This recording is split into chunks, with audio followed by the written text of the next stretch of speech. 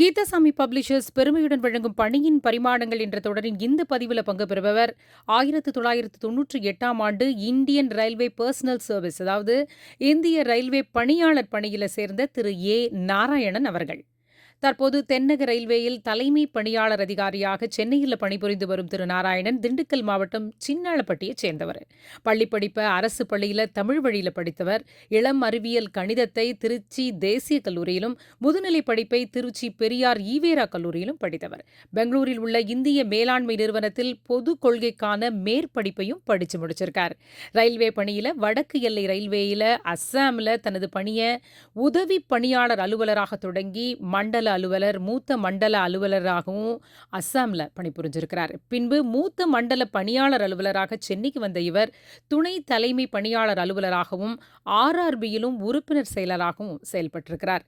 பணி நிமித்தமாக America, Singapore, Malaysia மற்றும் சீனாவுக்கு பயணம் மேற்கொண்டிருக்கிறார். நம்ம யூடியூப் தளத்திற்காக அவர் தந்திருக்கக்கூடிய சிறப்பு பேட்டி இது உங்களுக்காக.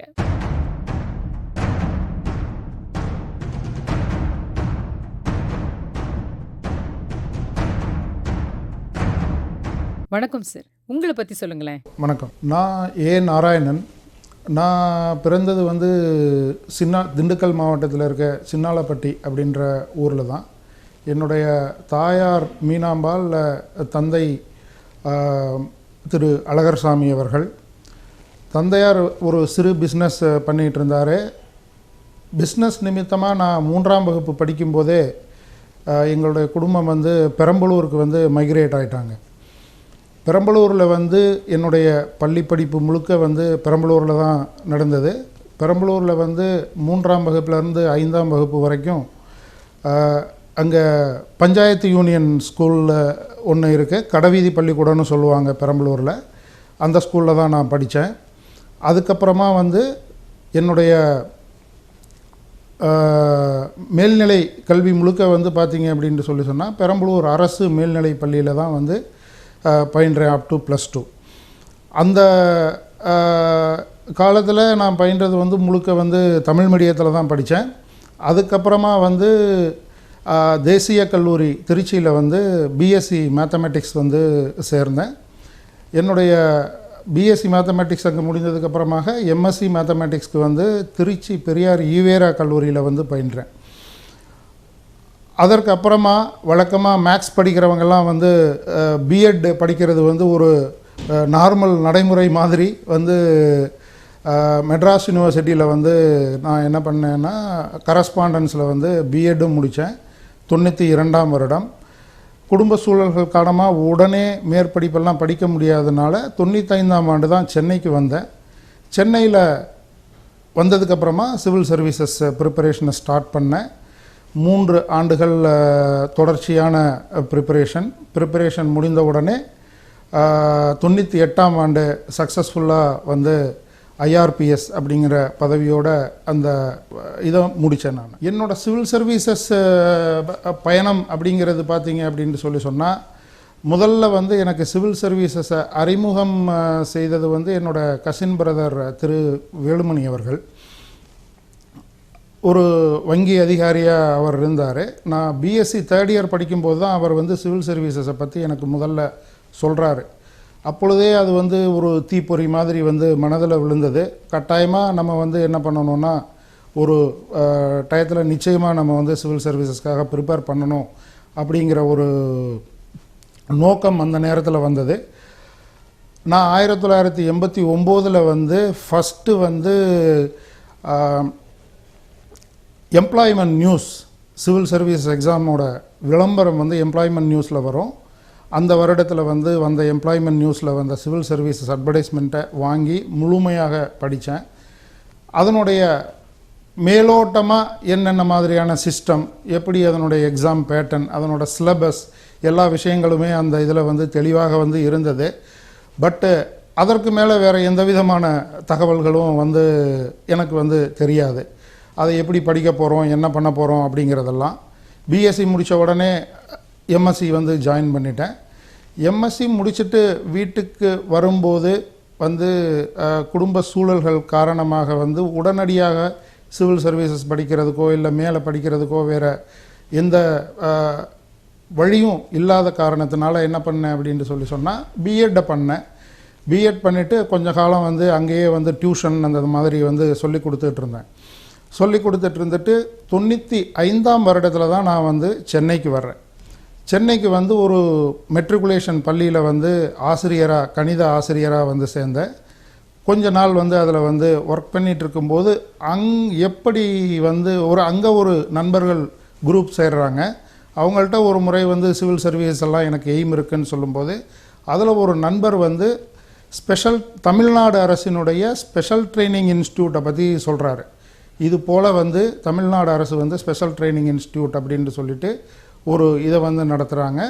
அதில் வந்து வருடாந்திரத்தில் வந்து எக்ஸாம் வச்சு செலக்ட் பண்ணி அந்த எக்ஸாம் மூலமாக வந்து அவங்க பயிற்சி கொடுத்து சிவில் சர்வீசஸ் எழுதுறதுக்கு வந்து அதில் வந்து தங்கும் இடம், உணவு அனைத்தும் வந்து இலவசமாக தர்றாங்க அப்படின்னு சொல்லிட்டு அந்த நண்பர் அதுக்கு முந்தைய ஏதோ ஒரு வருடத்தில் அங்கே வந்து தங்கி படிச்சிருந்திருக்காரு.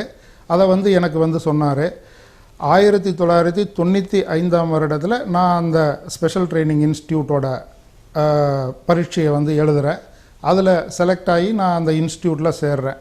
அங்கேருந்து என்னுடைய சிவில் சர்வீசஸ் ஜேர்னி வந்து ஸ்டார்ட் ஆகுது. மிகவும் கடினமான ஜேர்னி தான். 95ஆம் வருடம் ப்ரிலிமினரி எக்ஸாமில் நான் பாஸ் பண்ணலை. அது ரொம்ப ரொம்ப ரொம்ப கஷ்டமான ஒரு விஷயம், பாஸ் பண்ணாதது. அதிலிருந்து நிறைய பாடங்களை வந்து நான் கற்றுக்கிட்டேன். அதுக்கப்புறம் மிகவும் கடினமாக உழைத்து 1996ஆம் வருடத்தில் நான் ப்ரிலிம் பாஸ் பண்ணிவிட்டு மெயின் அட்டன் பண்ணேன். பட் மெயினில் வந்து வரலை. திருப்பி 97ஆம் வருடத்தில் திருப்பி அட்டன் பண்ணுறேன். அந்த வருடமும் என்னால் வந்து மெயினில் வந்து கிளியர் பண்ண முடியல.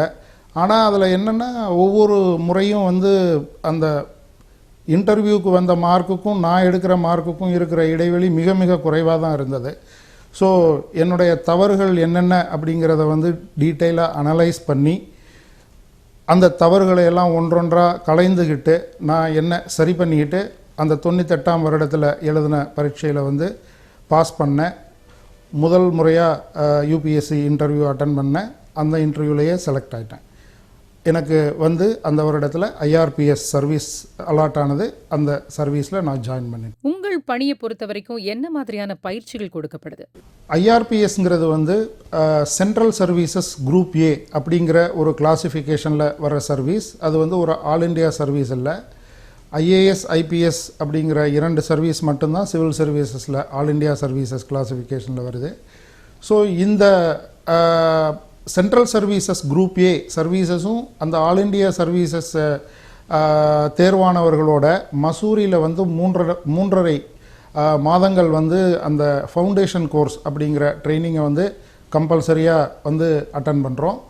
அதுக்கப்புறம் ரயில்வே ஸ்பெசிஃபிக்கான ட்ரைனிங்காக வந்து national academy of Indian railways அப்படிங்கிற ஒரு இன்ஸ்டியூட் வடோதராவில் இருக்குது. அதாவது பரோடான்னு சொல்லுவாங்க. அந்த பரோடாவில் வந்து அந்த இன்ஸ்டிடியூட் இருக்குது. அந்த இன்ஸ்டிடியூட்டில் வந்து அதற்கு பிறகு வந்து பார்த்திங்கன்னா 1.25 வருடம், மொத்தம் வந்து 1.5 வருடம் ட்ரைனிங் வந்து கொடுக்குறாங்க. ட்ரைனிங்லேயே வந்து இந்திய ரயில்வேயில் இருக்கக்கூடிய பலவிதமான training centres all over India இருக்குது. நிறைய services, engineering services training centres, traffic service training centres அப்படின்னு சொல்லிட்டு எல்லா விதமான ட்ரைனிங் சென்டர்ஸ்லையும் வந்து அவங்க வந்து அனுப்பி அந்த ட்ரைனிங்கை வந்து இது பண்ணுறாங்க.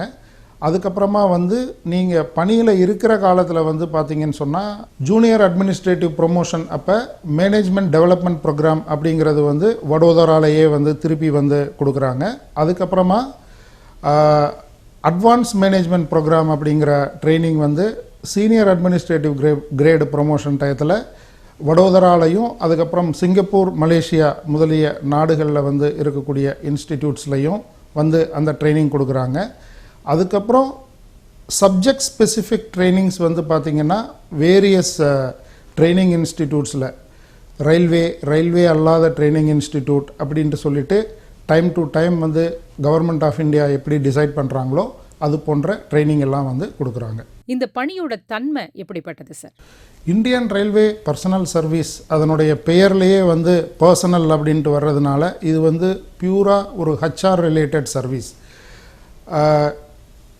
ஒரு எம்ப்ளாயி ரயில்வேல செலக்ட் ஆனதுக்கப்புறம் அவருடைய சர்வீஸ் மேட்டர் என்னென்ன இருக்குதோ அவ்வளவையும் வந்து இந்த Indian railway personal service officers வந்து கவனிச்சுக்கிறாங்க. அவங்களுடைய ட்ரைனிங், அவங்களுடைய ரெக்ரூட்மெண்ட், அவங்களுடைய ட்ரைனிங், அவங்களுடைய ப்ரொமோஷன், அவங்களோட transfer, career progression related all issues, அவங்களுடைய செட்டில்மெண்ட்டு, அவங்க ரிட்டையர்மெண்ட் ஆகும்போது அவங்களுடைய பென்ஷன், இது மாதிரியாக வந்து என்னென்ன சர்வீஸ் ரிலேட்டட் மேட்டர்ஸ் இருக்குதோ அவ்வளையுமே வந்து ஐஆர்பிஎஸ் ஆஃபீஸர்ஸ் தான் வந்து பார்த்துக்கிறாங்க.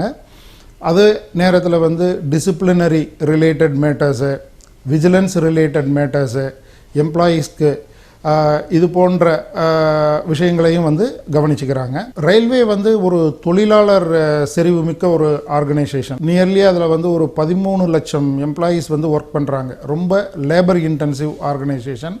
அதனால் பர்சனல் ஆஃபீஸர்ஸோட மிக முக்கியமான ஒரு பணியாக வந்து ரயில்வேல இருக்கிறது வந்து பார்த்திங்கன்னா இண்டஸ்ட்ரியல் ரிலேஷன்ஸு, அதாவது தொழிற்சங்க உறவுகள் அப்படின்ட்டு சொல்லக்கூடிய யூனியன்களோட டீல் பண்ணக்கூடிய ஒரு முக்கியமான விஷயம்.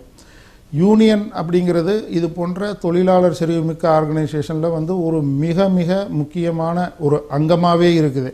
அவங்க வந்து மேனேஜ்மெண்ட்டில் வந்து ஒரு பார்ட்டாகவே வந்து கருதப்படுறாங்க.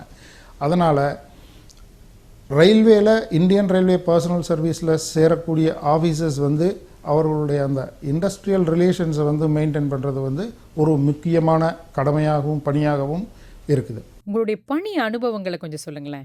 நான் என்னோட இனிஷியல் ட்ரைனிங் எல்லாம் முடிஞ்சதுக்கப்புறமா நார்த் ஈஸ்ட் ஃப்ரான்டியர் ரயில்வே அப்படின்னு சொல்கிற வடகிழக்கு எல்லை ரயில்வேல தான் என்னுடைய முதல் பணி அலாட்மெண்ட்டை கொடுத்தாங்க. நார்த் ஈஸ்ட் ஃப்ரான்டியர் ரயில்வேல லம்டிங் டிவிஷன் அப்படிங்கிற டிவிஷனில் நான் அசிஸ்டன்ட் பர்சனல் ஆஃபீஸராக முதல்ல வந்து பணிக்கு சேர்றேன். அதற்கு பிறகு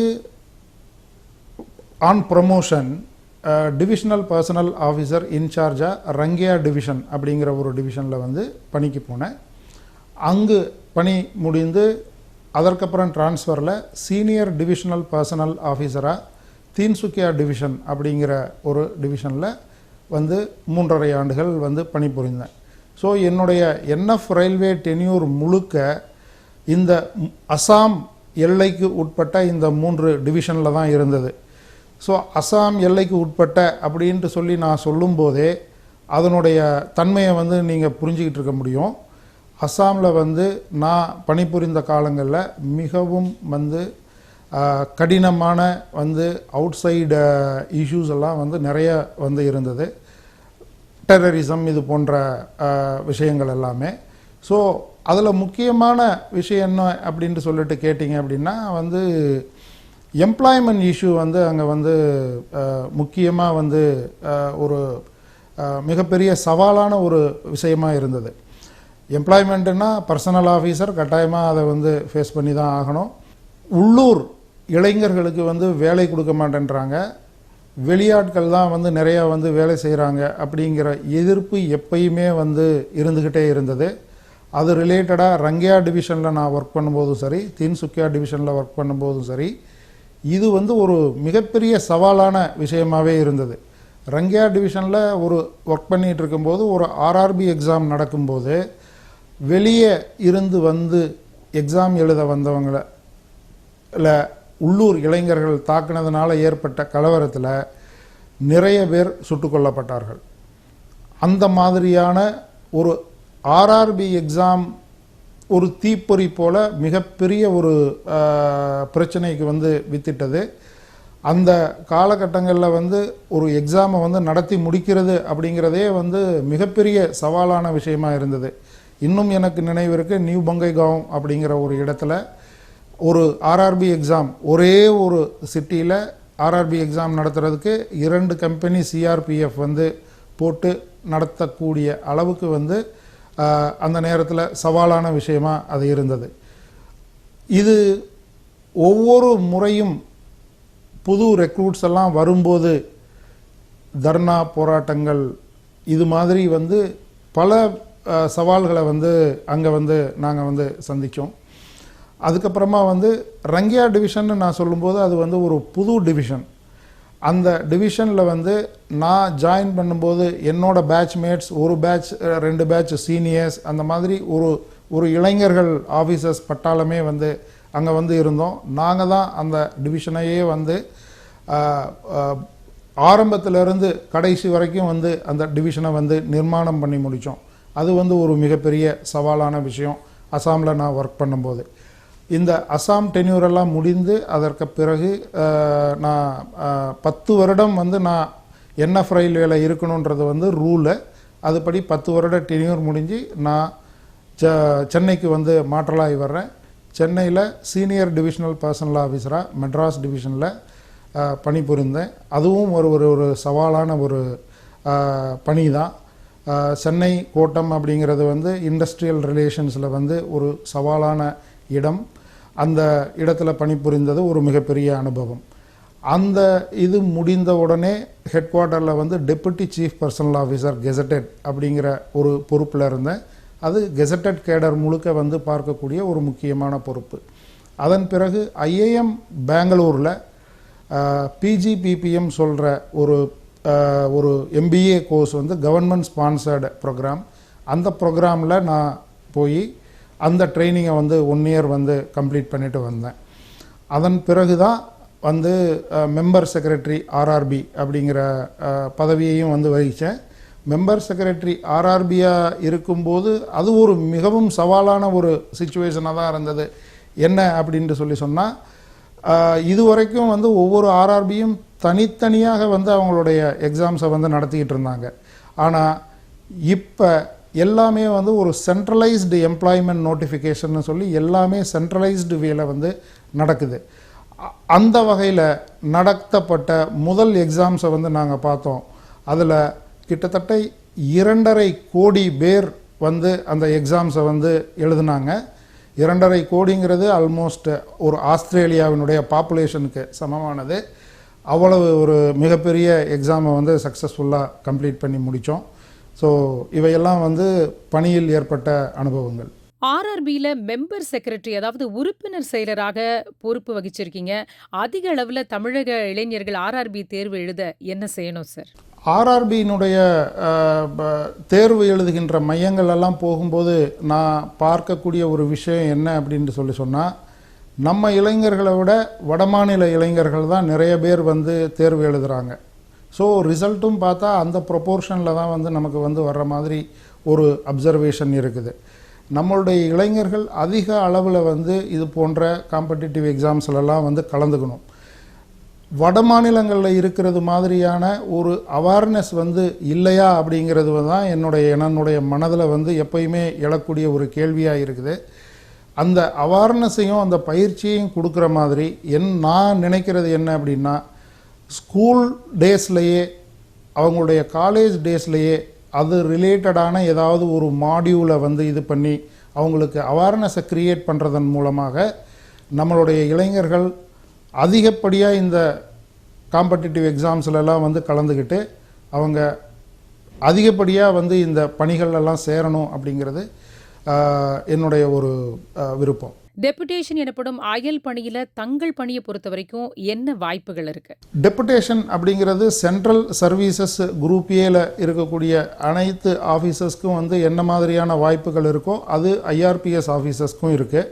முக்கியமாக எந்த ஆர்கனைசேஷனும் ஹியூமன் ரிசோர்ஸஸ் வந்து இல்லாமல் இருக்க முடியாது. இது வந்து ஒரு ஹியூமன் ரிசோர்ஸஸ் ரிலேட்டட் சர்வீஸ் அப்படிங்கிறதுனால எல்லா ஆர்கனைசேஷன்லையுமே வந்து டெபுடேஷனுக்கு வந்து வாய்ப்புகள் வந்து அதிகமாகவே இருக்குது. சென்ட்ரல் டெபுடேஷனுக்கும் போகிறாங்க, ஐஆர்பிஎஸ் சர்வீசஸ்லேருந்து ஸ்டேட் டெபுடேஷனுக்கும் வந்து போகிறாங்க. இன்னும் பார்த்தீங்க அப்படின்னு சொன்னால் சென்ட்ரல் ஸ்டாஃபிங் ஸ்கீம் அப்படிங்கிற ஒரு சிஸ்டம் வந்து சென்ட்ரல் கவர்மெண்ட்டில் இருக்குது. அதன் மூலமாகவும் வந்து நிறைய டெபுடேஷனுக்கு வந்து போகிறாங்க. ஸோ டெபுடேஷன் வாய்ப்புங்கிறது வந்து நிறைய இந்த சர்வீஸில் இருக்குது. இந்த பணியின் ஊதிய விகிதங்கள் குறித்து கொஞ்சம் சொல்லுங்களேன். ஊதிய விகிதங்கள் அப்படிங்கிறது central services group A and all India சர்வீசஸ்க்கு வந்து எப்படி வந்து பே கமிஷன்ஸ் வந்து ஃபிக்ஸ் பண்ணுறாங்களோ அந்த ஊதிய விகிதங்கள் தான் வந்து இந்த சர்வீசஸ்க்கு வந்து கிடைக்குது. சிவில் சர்வீசஸ் எக்ஸாமினேஷன் மூலமாக வரக்கூடிய எல்லோருக்குமே வந்து இனிஷியல் பே அப்படிங்கிறது 56,100 வந்து ஃபிக்ஸ் பண்ணியிருக்காங்க. இது வந்து லெவல் 10 அப்படிங்கிறாங்க 7th பே கமிஷனில். இந்த லெவல் 10ல் வந்து ஜாயின் பண்ணக்கூடிய எல்லா அதிகாரிகளும் அவங்களுடைய ப்ரொமோஷன் வந்து மேலே போக போக லெவல் 17 அப்படிங்கிற அந்த ஹையஸ்ட் பே வரைக்கும் வந்து அவங்க போகிறதுக்கான வாய்ப்பு இருக்குது. அந்த ஹையஸ்ட் பேங்கிறது வந்து இன்னைய தேதிக்கு வந்து 2,25,000 அப்படிங்கிறது வந்து பேசிக். ப்ரமோஷன் அதாவது பதவி உயர்வு அப்படிங்கிறது எத்தனை ஆண்டுக்கு ஒரு முறை கிடைக்க வாய்ப்பு இருக்கு? பதவி உயர்வுங்கிறது சென்ட்ரல் சர்வீசஸ் குரூப் ஏக்கு எல்லா சர்வீசஸ்க்கும் இருக்கிற மாதிரியான டைம் பவுண்ட் ப்ரொமோஷன் தான் ஐஆர்பிஎஸ்க்கும் இருக்குது. இதில் வந்து 3 வருடத்திலேயே வந்து உங்களுக்கு அட்ஹாக் சீனியர் ஸ்கேல் அப்படின்னு சொல்லப்படுகின்ற சீனியர் ஸ்கேல் ப்ரொமோஷன் கிடைக்கின்ற வாய்ப்பு இருக்குது. அது 4 வருடத்தில் பர்மனெண்ட் ஆகிடும். இப்போ இருக்கிற ரூல் பிரகாரம் 5 வருடங்களிலேயே வந்து ஜூனியர் அட்மினிஸ்ட்ரேட்டிவ் கிரேட் அப்படிங்கிறது வந்து அட்ஹாக்கில் வந்து கிடைக்க வாய்ப்பு இருக்குது. அதற்கப்புறமாக அது 8 வருடங்களில் வந்து அது வந்து கன்ஃபார்ம் பண்ணப்படுது. 12 வருடங்களில் செலெக்ஷன் கிரேடு அப்படின்ட்டு சொல்லக்கூடிய நிலையை வந்து அதிகாரிகள் எட்டுவாங்க. இந்த 3 ப்ரொமோஷன்ஸும் வந்து டைம் பவுண்டாக ஷார்ப் டயத்துக்கு வந்து வந்துடும். அதற்கு பிறகு சீனியர் அட்மினிஸ்ட்ரேட்டிவ் கிரேடுன்றது வந்து 17வது வருடத்தில் வந்து கிடைக்கும். அது 17வது வருடத்தில் வேக்கன்சி இருக்கிறத பொறுத்து உடனடியாகவும் கிடைக்கலாம், அல்லது வேக்கன்சி வரும்போது கிடைக்கிற மாதிரி கொஞ்சம் தள்ளியும் போகலாம். அதற்கு பிறகு ஹையர் அட்மினிஸ்ட்ரேட்டிவ் கிரேடு அப்படிங்கிற ப்ரொமோஷனும் வந்து கிடைப்பதற்கான வாய்ப்பு இருக்குது. இந்த பணியில் பணியிட மாற்றம் அதாவது டிரான்ஸ்ஃபர் பாலிசி ஏதாவது இருக்கா? பணியிட மாறுதல்கள் அப்படிங்கிறது வந்து பார்த்தீங்க அப்படின்னு சொன்னால் எந்த ஒரு அதிகாரியும் சென்சிட்டிவ் போஸ்ட் அப்படின்ட்டு சொல்லுவாங்க. பெரும்பான்மையான இந்த பதவிகளெல்லாம் வந்து சென்சிட்டிவ் போஸ்ட் அப்படிங்கிறதுனால ஒரு பதவியில் 4 ஆண்டுகளுக்கு மேலே இருக்கக்கூடாது அப்படிங்கிறது வந்து ஒரு அடிப்படையான விதி. அந்த விதிப்படி நீங்கள் வந்து ஒரு போஸ்ட்லேருந்து இன்னொரு போஸ்ட்டுக்கு வந்து டிரான்ஸ்ஃபர் ஆகிறதுக்கான வாய்ப்புகள் இருக்குது. அது இல்லாமல் ரயில்வேல இனிஷியல் அலாட்மெண்ட் அப்படிங்கிறது வந்து ஜோனல் அலாட்மெண்ட் சிஸ்டம் தான் இருக்குது. நான் வந்து என்எஃப் ரயில்வேக்கு அலாட் ஆனேன். அங்கே ரூல் எப்படி அப்படின்னு சொன்னால் 10 வருடங்கள் வந்து அவங்க வந்து அந்த ரயில்வேல கட்டாயமாக வந்து பணி செய்யணும் அப்படிங்கிறது. அந்த 10 வருடங்களுக்கு பிறகு தான் அவங்களுக்கு பணி மாறுதல் கிடைக்கும். ஆனால் என்எஃப் ரயில்வேக்கு மட்டும்தான் அது மாதிரி ஒரு ரூல். மற்ற ரயில்வேக்கு அது போல் எந்த விதமான ரூலும் இல்லை. அலாட்மெண்ட் ஆனாங்க அப்படின்னு சொன்னால் அந்த ரயில்வே வாரியம் வந்து உங்களுடைய ரெக்வெஸ்ட்டை வந்து கன்சிடர் பண்ணி நீங்கள் கேட்கும்போது எங்கே வேணாலும் டிரான்ஸ்ஃபர் கொடுக்கறதுக்கான வாய்ப்புகள் இருக்குது. இன்னொரு விதமான ரூல் இருக்குது. 15 ஆண்டுகள் ஒரே இடத்தில் வந்து ஒரே ஜோனில் வந்து ஒரு அதிகாரி பணி புரிந்திருந்தால் அவர் வந்து வேறு ஜோனுக்கோ இல்லை வேறு இடத்திற்கோ மாற்றப்படணும் அப்படிங்கிறது வந்து ஒரு ஜென்ரலான ரூல் இருக்குது. அது பெரும்பாலான நேரங்களில் வந்து அது வந்து கடைபிடிக்கப்படுது. அது இல்லாமல் ஒரு ரூல் வந்து ஒரு அதிகாரி ரிட்டையர்மெண்ட் ஆகிறதுக்கு இன்னும் ஒரு 2 வருடங்கள் தான் இருக்குது அப்படின்ட்டு சொன்னால் அவரை வந்து டிரான்ஸ்ஃபர் எங்கேயும் வந்து பண்ணக்கூடாது, டிரான்ஸ்ஃபருக்கு அவரை கன்சிடர் பண்ணக்கூடாது அப்படிங்கிற மாதிரியான சில பாசிட்டிவான ரூல்ஸும் இருக்குது. வெளிநாட்டு பயிற்சிகள் இருக்கா? உங்களுடைய அனுபவம் பற்றி சொல்லுங்களேன். வெளிநாட்டு பயிற்சிகளை பொறுத்த வரைக்கும் ஒரு ப்ரொபேஷனர் வந்து ஜாயின் பண்ணும்போது அவர் ட்ரைனிங்கில் இருக்கும்போதே வந்து வெளிநாட்டுக்கு வந்து ஒரு பயிற்சி அனுப்புகிற நடைமுறை வந்து 2-3 வருடங்களுக்கு முன்னால் துவங்கப்பட்டது. அதற்கு பிறகாக வந்து பார்த்தீங்க அப்படின்னு சொன்னால் மண்டேட்டரி ட்ரைனிங் அப்படிங்கிறது வந்து பார்த்திங்கன்னா சீனியர் அட்மினிஸ்ட்ரேட்டிவ் கிரேடு அப்படிங்கிற ஒரு கிரேடு வரும்போது நான் முன்பே சொன்னது போல் சிங்கப்பூர் அண்டு மலேசியா அப்படிங்கிற 2 நாடுகளிலும் இருக்கக்கூடிய மேலாண்மை நிறுவனங்களில் வந்து பயிற்சிகள் வந்து அளிக்கிற மாதிரியான சிஸ்டம் இருக்குது. அது இல்லாமல் கவர்மெண்ட் ஆஃப் இந்தியா அவ்வப்போது எடுக்கக்கூடிய சில கொள்கை முடிவுகள் படி என்ன மாதிரியான ட்ரைனிங் வந்து அதிகாரிகளுக்கு தேவைப்படுதோ அதுபடி அப்பப்போ தேவைப்படுகின்ற நேரங்களில் வந்து வெளிநாட்டுக்கு அனுப்பக்கூடிய வழக்கமும் வந்து இருக்குது. என்னை பொறுத்த வரைக்கும் நான் இந்திய மேலாண்மை கழகத்தில் வந்து அந்த எம்பிஏ கோர்ஸ் கவர்மெண்ட் ஸ்பான்சர்டு ட்ரைனிங்க்கு போயிருந்தப்ப அந்த கோர்ஸில் வந்து ஒரு மாடியூல் நியூயார்க் ஸ்டேட்டில் இருக்கக்கூடிய சைரக்யூஸ் யூனிவர்சிட்டியில் வந்து 1.5 மாதங்கள் ட்ரைனிங்காக அமெரிக்கா போயிருந்தேன். அந்த ட்ரைனிங் வந்து மிக நல்ல எக்ஸ்போசராக இருந்தது. அந்த மாடியூலில் வந்து வாஷிங்டன் டிசியில் உலக வங்கி, அப்புறம் வந்து சர்வதேச செலாவணி நிதியம் IMF இதற்கெல்லாம் வந்து விசிட் பண்ணுற வாய்ப்பு கிடைச்சது. சைரக்யூஸ் யூனிவர்சிட்டிங்கிறது வந்து பப்ளிக் பாலிசியில் வந்து யூஎஸ்ஏல முதல் நிலையில் இருக்கக்கூடிய ஒரு பல்கலைக்கழகம். அந்த பல்கலைக்கழகத்தில் வந்து பயிற்சி பெறுகின்ற வாய்ப்பு எனக்கு கிடைச்சிது.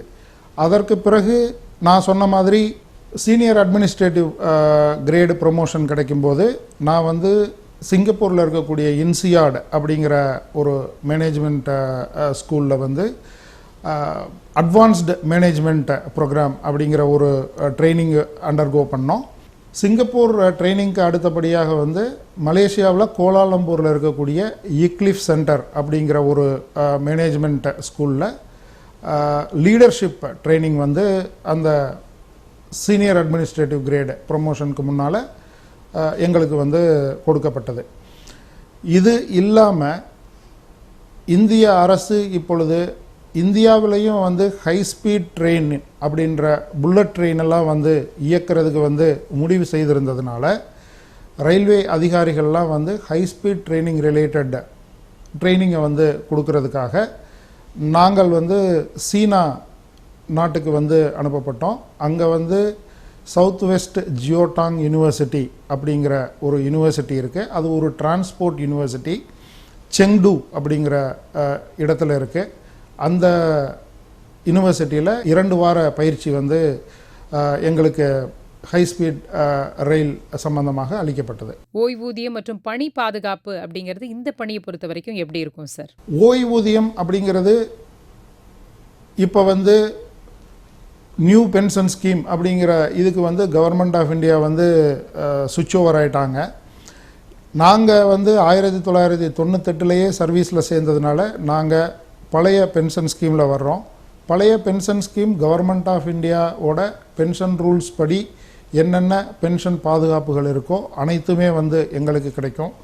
ஆனால் 1/1/2004 பிறகு சர்வீஸில் ஜாயின் பண்ண அனைத்து மத்திய அரசு பணியாளர்களுக்குமே மத்திய அரசு அதிகாரிகளுக்குமே வந்து நியூ பென்ஷன் ஸ்கீம் அடிப்படையில் தான் வந்து அவங்களுக்கு அவங்களுடைய ஓய்வூதியம் வந்து வழங்கப்படும்.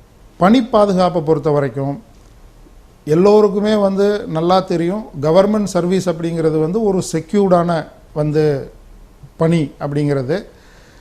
நீங்கள் ஒரு எம்ப்ளாயி அவராக வந்து ஒரு கிரேவ் மிஸ்டேக் பண்ணி அவருடைய பணிக்கு வந்து ஆபத்தை வரவழைத்து கொண்டால் ஒழிய வந்து உங்களுக்கு அனைத்து விதமான பணி பாதுகாப்புகளும் கிடைக்கும்.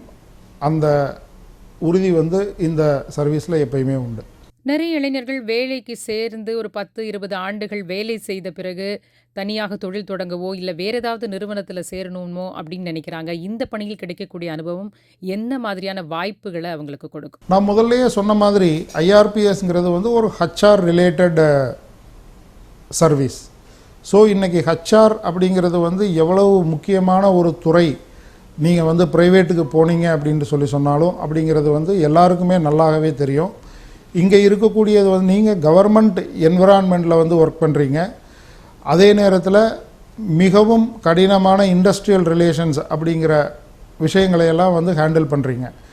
இது வந்து மிகப்பெரிய அனுபவத்தை கொடுக்கும். இந்த அனுபவங்களோட வந்து நிச்சயமாக வந்து யார் வந்து வெளியே போனாங்க அப்படின்ட்டு சொன்னாலும் அவர்களுக்கு எந்த ஆர்கனைசேஷனில் போனாலும் அந்த அனுபவங்கள் நிச்சயமாக கை கொடுக்கும். வந்து அந்த அனுபவங்கள் மூலமாக அவங்க மென்மேலும் வளர்வதற்கான வாய்ப்புகள் உண்டு. சாதிக்க துடிக்கும் இளைஞர்களுக்கு நீங்கள் சொல்ல நினைக்கக்கூடிய விஷயம் என்ன? இளைஞர்கள் வந்து என்றைக்குமே வந்து ஒரே ஒரு விஷயத்தை வந்து கைவிடவே கூடாது அப்படிங்கிறது என்னுடைய அது என்ன அப்படின்ட்டு சொன்னால் கடின உழைப்பு. கடின உழைப்புக்கு மிஞ்சியது வந்து உங்களுக்கு நீங்கள் கேட்டதையெல்லாம் கொடுக்கக்கூடிய விஷயம் வேறு எதுவுமே கிடையாது. உங்களுடைய இலக்கை வந்து மிக தெளிவாக வந்து நீங்கள் வந்து நிர்ணயிச்சுக்கோங்க. அதை நோக்கி திட்டமிட்ட கடின உழைப்பை வந்து நீங்கள் கொடுங்க. இந்த நேரத்தில் முக்கியமான ஒரு விஷயத்தை வந்து நான் சொல்ல வேண்டியது என்ன அப்படின்னா, நான் ஃபேஸ் பண்ணது. அதனால் இதை வந்து நான் சொல்கிறேன். எந்த ஒருத்தரும் வந்து தன்னோட இலக்கை நோக்கி அடைவதற்காக போய்கிட்டு இருக்கும்போது நிறைய டிஸ்ட்ராக்ஷன், இது உன்னால் முடியாது, இதெல்லாம் செய்ய முடியாது, இதெல்லாம் செய்கிறதுக்கு பெரிய அறிவு வேணும் அப்படிங்கிற மாதிரியான நிறைய தடங்கல்கள் வந்து வரும். அந்த மாதிரியான தடங்கல்களை எல்லாம் வந்து புறந்தள்ளிட்டு இலக்கை நோக்கி பயணிப்பது தான் இலக்கை அடைவதற்கான ஒரே வழி. இந்த நேரத்தில் கண்ணதாசன் சொன்ன ஒரு கோட் வந்து நான் சொல்கிறதுக்கு விருப்பப்படுறேன். கண்ணதாசன் இது மாதிரி சொல்கிறாரு, நீ வெற்றி பெற போராடி கொண்டிருக்கும்போது அதை வீண் முயற்சி என்பவர்கள், அதே நீ வெற்றி பெற்றவுடன் அதனை விடாமுயற்சி என்பார்கள் அப்படின்ட்டு சொல்லிட்டு கண்ணதாசன் சொல்லியிருக்காரு. அந்த விஷயத்தை நான் அனுபவபூர்வமாக உணர்ந்திருக்கேன். எண்ணிய எண்ணியாங்கு எய்துப எண்ணியர் திண்ணியர் ஆகப்பெறின் அப்படின்ட்டு வள்ளுவர் சொல்கிறதும் ஆல்மோஸ்ட் அதே விஷயத்தை தான். ஸோ நீங்கள் உங்களுடைய எண்ணத்தில் திண்ணமாக இருந்தால் நிச்சயமாக நீங்கள் எண்ணியதை எய்துவீர்கள். இவ்வளோ நேரம் எங்களோடு பேசி உங்களுக்கு மிக்க நன்றி. நீங்கள் வாழ்வில் பல வெற்றிகளை பெற்று சாதனை படைக்க எங்களுடைய வாழ்த்துக்கள். இந்த வாய்ப்பு மூலமாக உங்களையெல்லாம் வந்து சந்திக்கக்கூடிய ஒரு வாய்ப்பை கொடுத்த கீதாசாமி பப்ளிஷர்ஸ்க்கு வந்து என்னுடைய மனமார்ந்த நன்றியை நான் தெரிவிச்சுக்கிறேன். நன்றி, வணக்கம். இளைஞர்களின் வாழ்வில் மாற்றத்தை, முன்னேற்றத்தை ஏற்படுத்தும் எமது சீரிய பதிவுகள் தொடரும். பார்த்து பயன்பெற்று உங்களுடைய கருத்துக்களை பதிவிட மறக்காதீங்க. நன்றி. இந்த வீடியோ உங்களுக்கு பிடிச்சிருந்தா லைக் பண்ணுங்க, ஷேர் பண்ணுங்க, சப்ஸ்கிரைப் பண்ணுங்க, கமெண்ட் பண்ணுங்க, பெல் ஐக்கன் பிரஸ் பண்ண மறந்து போயிடாதீங்க. அப்பதான் நாங்க போஸ்ட் பண்ற வீடியோவோட நோட்டிபிகேஷன் உங்களுக்கு வரும்.